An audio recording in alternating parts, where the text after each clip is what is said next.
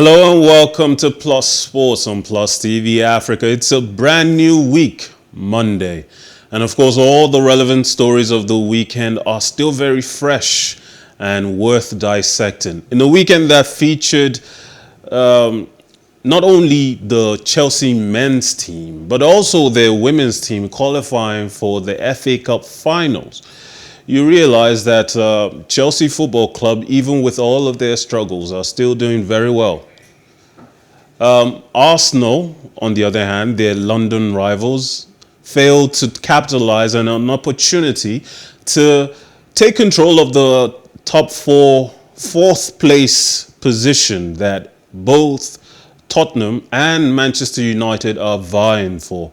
Tottenham as well failed to win their match against Brighton, with both Arsenal and Tottenham losing 1-0 respectively. But Manchester United had the almighty GOAT, greatest of all time, Cristiano Ronaldo, to fall back on, and he delivered just when they needed him the most. He's not reputed nowadays for scoring a lot of free kicks, but that's exactly what he did this time around, scoring the deciding goal to clinch the match for them in a game that saw him score his second hat-trick of the season, his second hat-trick for Manchester United, third hat-trick for Manchester United through both stints, and his second at Old Trafford, back-to-back home games. That's what Ronaldo offers you. When you're struggling, Ronaldo can deliver for you the match-winning goals at the time that it really is needed. The fact is, going into the match against Norwich, no one expected Manchester United to do very well. But still, it's Norwich.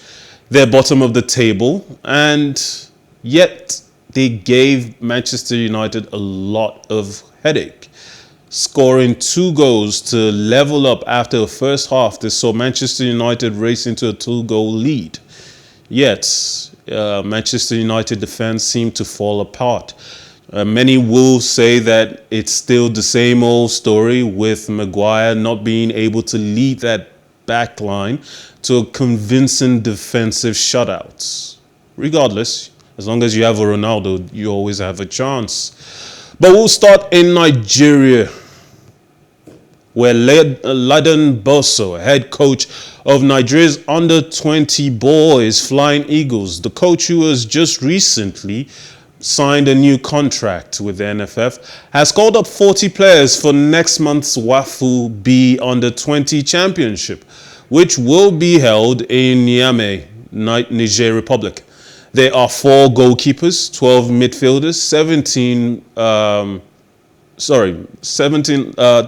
12 defenders, 17 midfielders, and 7 forwards on the list. According to team secretary Aliyu Lawal Ibrahim, invited players should arrive at the Blue Spring Hotel opposite the Ministry of Justice, Maitama, Abuja, on Monday, that is today, April 18th, with their international passports. The Flying Eagles, 7-time African champions, will compete in Group B of the WAFU B Championship alongside Ghana and Burkina Faso from May 7th to 20th in Niamey. In Group A, hosts Niger Republic, Cote d'Ivoire, Togo, and Benin Republic will compete. Only the 2 finalists will qualify for the WAFU B zone to participate in the 2023 Africa Cup of Nations.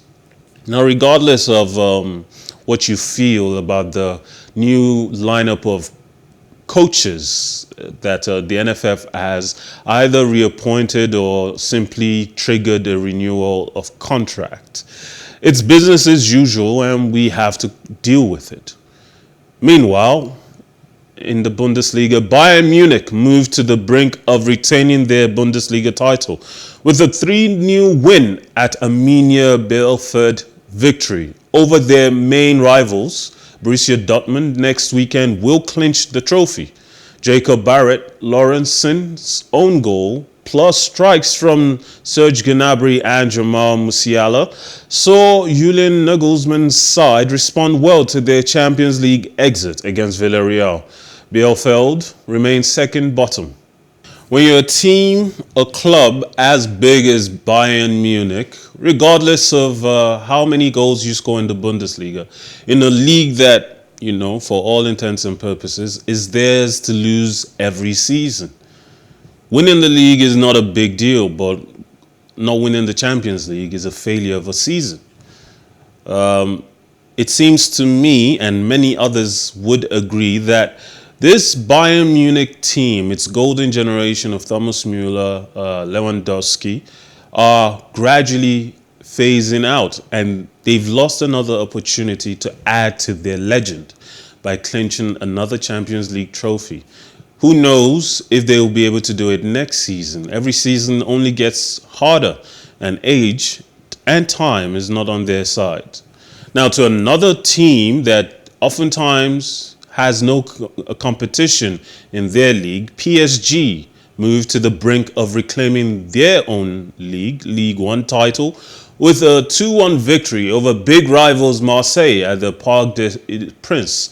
The manner of the win, however, left supporters unimpressed, with the club's ultras failing to get behind their team in traditionally one of France's biggest fixtures.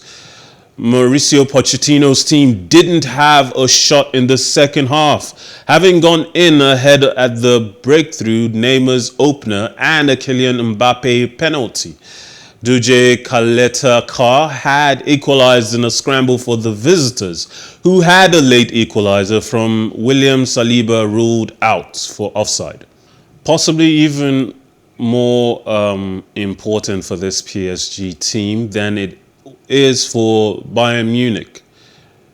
Not winning the Champions League must be such a big deal in Paris.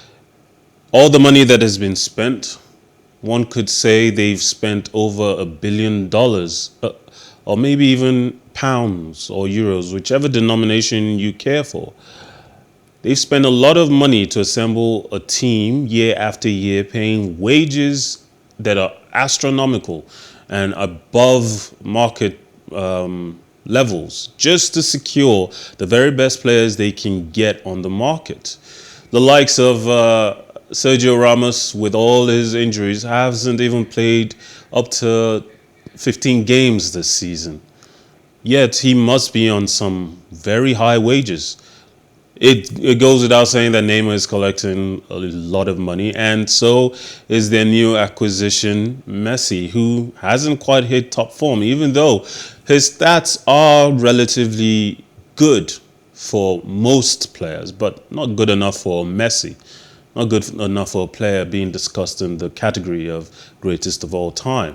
Mbappe is about to leave at the end of the season, and even though there are still efforts ongoing to keep him, with wages being offered that would dwarf what the likes of Messi and Neymar are currently collecting, which makes sense because he is the future of the game. But wouldn't that just destabilize the dressing room, creates conflict with Neymar, who wants to be the most important player in the dressing room, given it's the reason why he left Barcelona, and Messi, who expects to be considered the best player in the world, and as such, always the most important player in the dressing room.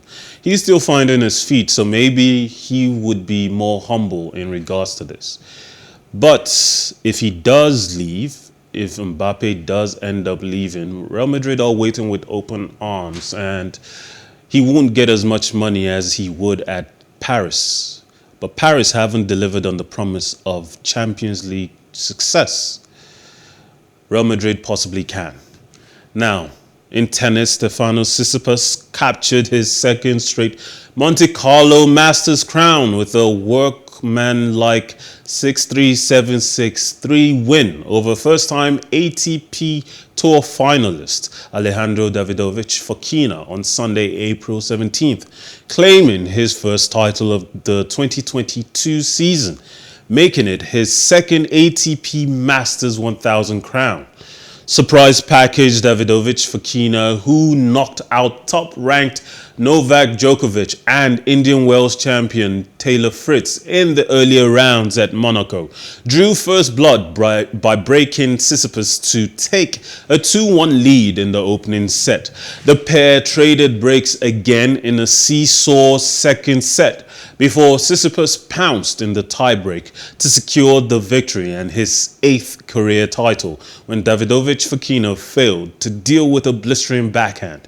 The victory helped Tsitsipas join Rafa Nadal as the only active player to win consecutive titles at Monte-Carlo, with the likes of Juan Carlos Ferrero, Thomas Muster, Bjorn Borg and Ilie Nastase also achieving the feat during their playing days.